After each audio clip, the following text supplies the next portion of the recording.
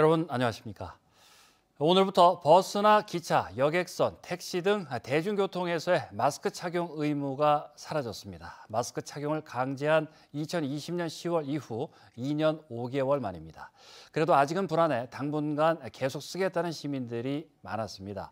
병원이나 약국 같은 감염 취약시설에서는 마스크 착용 의무가 유지됩니다. 배현정 기자입니다. 대중교통 시설에서의 노마스크 첫날, 시민들의 의견은 다양합니다. 기차를 기다리고 있는 어린 아이와 부모는 마스크를 단단히 쓰고 있습니다.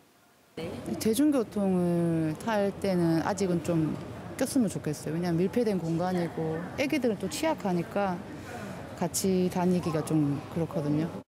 20일부터는 대중교통 내에서 마스크를 벗을 수 있지만 아직 많은 시민들이 불안감에 마스크를 쓰고 계신 모습입니다. 역사도 좀 많이 심해질 것 같고 미세먼지 때문에라도 이것도 풀려할 것 같아가지고 당분간 더 끼고 싶어요. 취재진이 역내와 인근 택시 승강장을 둘러보니 마스크를 착용한 택시기사가 90%를 넘습니다. 저희들은 이 밀폐된 공간에서 손님을 접하기 때문에 본인들을 위해서는 마스크를 해야 안 되겠습니까? 저희들은 벗으라 말아 하기 전에 저는 할 것 같습니다. 시외버스 정류소에서도 시민 10명 중 1명꼴로만 마스크를 벗고 있습니다.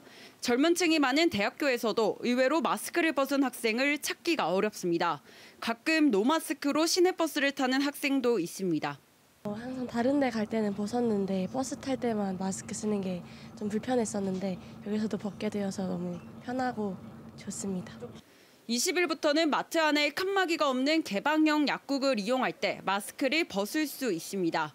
하지만 이렇게 산밀시설인 약국과 병원, 요양병원 등 감염 취약시설에서는 마스크 착용이 아직까지 의무입니다. 방역당국은 출퇴근 등 대중교통 혼잡도가 높을 때는 마스크 착용을 권고했습니다. 정부는 확진자 7일 격리 의무를 조정하는 안을 포함한 일상회복 방안을 검토해 이달 말 발표할 예정입니다. MBC 뉴스 배현정입니다. 검찰이 뇌물수수 등의 혐의를 받고 있는 임종식 경북교육감에 대해 구속영장을 청구했습니다. 대구지검 포항지청은 오늘 뇌물수수 등 혐의로 임 교육감과 경북교육청 관계자 등 3명에 대해 경북경찰청이 신청한 구속영장을 청구했다고 밝혔습니다. 검찰에 따르면 임 교육감은 지난 2018년 교육감 선거와 관련해 교육공무원을 동원해 선거운동을 하고 당선 이후 수천만 원대 뇌물을 받은 혐의 등을 받고 있습니다. 태풍 흰남노와 같은 초강력 태풍으로부터 시민의 생명과 재산을 보호하기 위해 형산강 홍수통제소 신설이 추진됩니다. 포항시는 경주와 영덕, 울진 등 경북 동해안과 울산까지 관할하는 형산강 홍수통제소 신설을 지난달 환경부에 건의한 데 이어 경북시장군수협의회 건의안으로 채택해 중앙부처와 경북도에 올릴 예정입니다.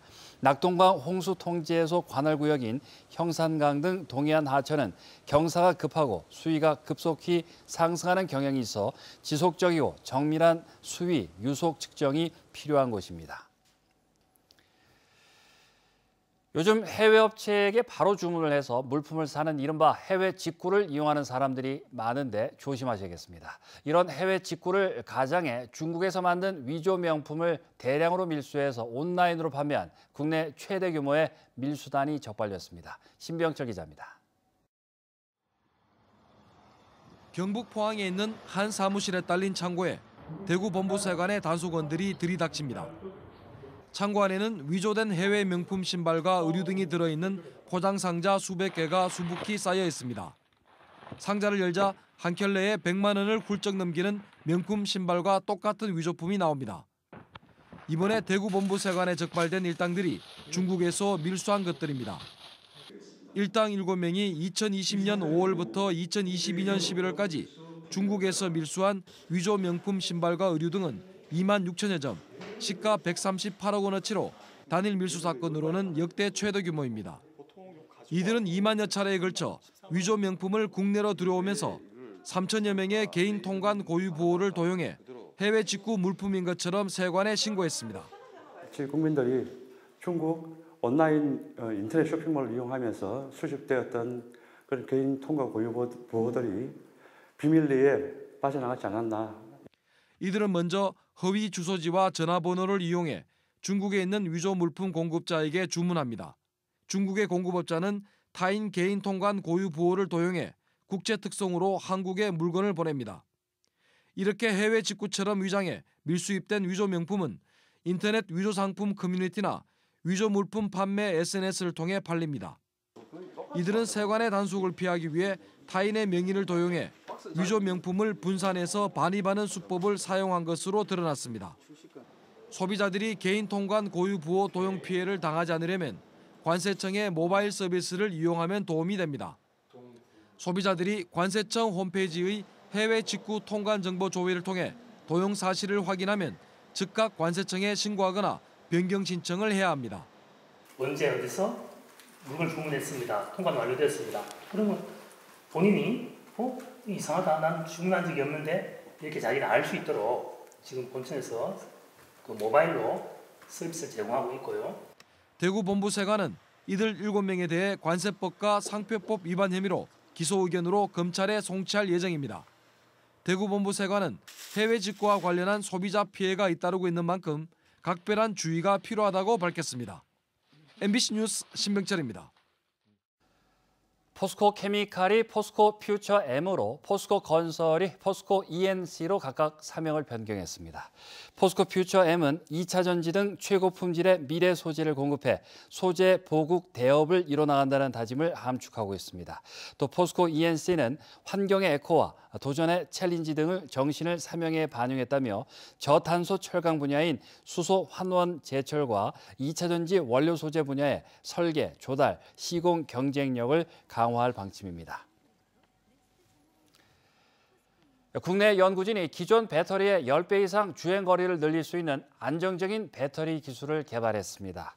포스텍 박수진, 김연수 교수 연구팀은 서강대 연구팀과 공동 연구를 통해 기존 배터리 기술에 사용되는 흑연보다 10배 이상의 용량을 내는 실리콘 음극활 물질 개발에 성공했습니다. 이번 연구 성과는 재료공학 분야의 권위지인 어드밴스드 펑셔널 머터리얼즈의 표지 논문으로 실렸습니다. 기후변화로 과수나무 개화도 빨라지면서 저온 피해가 매년 발생하고 있습니다. 온풍기와 맞춤형 송풍관을 이용하는 새로운 방법이 개발됐는데 열 효율이 높아 효과가 좋다고 합니다. 김건혁 기자입니다. 올해 백권 만개 시기는 울산 4월 3일을 시작으로 평년보다 2일에서 9일 정도 빠르고 복숭아는 최대 열흘이나 빠를 것으로 예상됩니다. 온난화로 과수꽃 피는 시기가 빨라지고 있는데 이맘때면 꼭 갑작스런 추위도 찾아와 저온 피해가 발생합니다. 한 해뿐만 아니라 최악의 경우 3년간 농사를 망치게 됩니다. 중심화가 폈을 때 냉해 피해를 입을 경우 열매가 맺혔을 때도 기형과가 생기고 썩는 그런 병이 생깁니다. 4, 5월 개화기에 집중되는 저온 피해 면적은 최근 5년 사이에만 전국적으로 10만 헥타르에 육박합니다.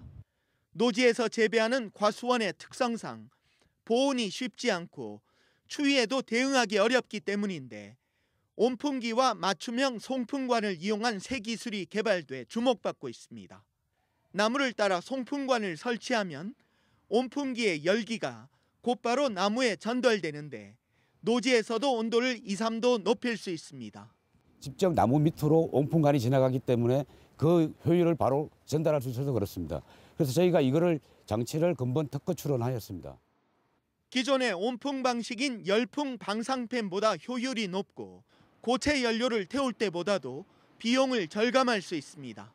온도 센서가 장착되어 있어 급작스러운 온도가 하강하였을 때 작동하기 때문에 농가에서 편리하게 이용할 수 있을 것으로. 농촌진흥청은 새 온풍 방식을 내년부터 농가에 보급할 예정입니다. MBC 뉴스 김건엽입니다. 경주 지역 6개 시민단체로 구성된 경주평화연대는 오늘 기자회견을 열고 윤석열 대통령의 대일 굴욕 외교를 규탄했습니다. 경주평화연대는 지난 2018년 대법원 판결 이후 일본 정부가 이를 따르지 않자 전 국민적인 일본 제품 불매운동과 기술혁신으로 위기를 극복하는 와중에 윤 대통령이 제3자 변제 방안으로 일본 전범 기업에 면죄부를 주었다고 비판했습니다. 경주평화연대는 앞으로 2주 동안을 규탄 주간으로 선포하고 캠페인을 벌이겠다고 밝혔습니다. 더불어민주당 후쿠시마 오염수 방출 저지 대응단은 오늘 성명을 내고 윤석열 대통령의 침묵을 비판했습니다. 민주당은 최근 방일에서 윤 대통령은 국제원자력기구에 의한 과학적이고 객관적인 견해를 중시하겠다는 원론적인 언급만 했을 뿐 방사능 오염수 방류에 따른 국민적 불안을 해소하기 위한 어떠한 책임 있는 대응도 하지 않았다고 지적했습니다.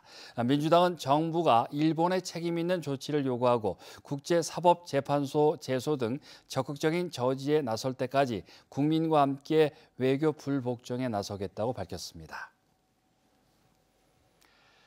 경상북도는 육아휴직으로 업무를 대행하는 직장 동료에게 지원금을 주는 나의 직장 동료 크레딧 사업을 처음으로 실시합니다.